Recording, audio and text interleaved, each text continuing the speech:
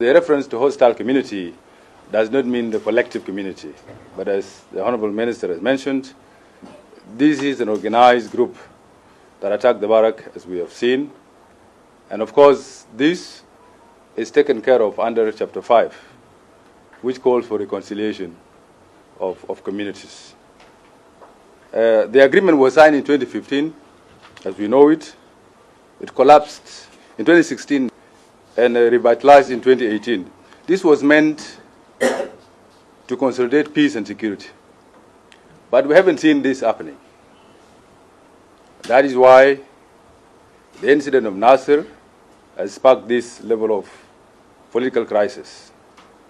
So what this document does, it calls for government to sit back, address this issue through a political process, which is why it calls for security to be strengthened. It calls for electoral mechanisms to be supported so that we can have elections by the end of transition period.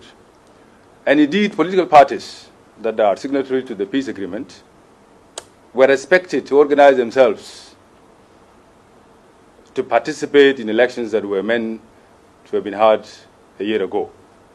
However, one of these political groups, as mentioned, the SPLM-IO, refused to participate through the implementation of the peace agreement and instead insisted on running a parallel military that attacked civilians.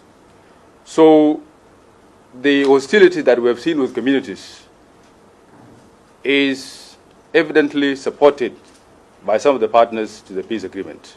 That's why they have been influenced to attack military installations. And the remedy to this, as the continuation of the peace agreement calls for, is to emphasize on reconciliation, which is a reconciliation of communities as articulated in Chapter 5. So I thought that needed to be emphasized, that we are not referring to the collective as a community, but that communities have been organized, supported by SPLM-IO to attack military installations. So those ones, of course, are evidently hostile, and the government, when the implementation progresses, will engage them through reconciliation processes. I think the investigation has been adequately mentioned.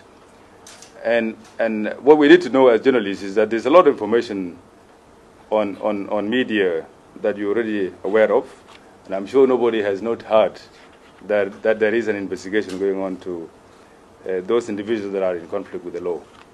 And of course, we cannot preempt. We're not supposed to talk about an ongoing legal process.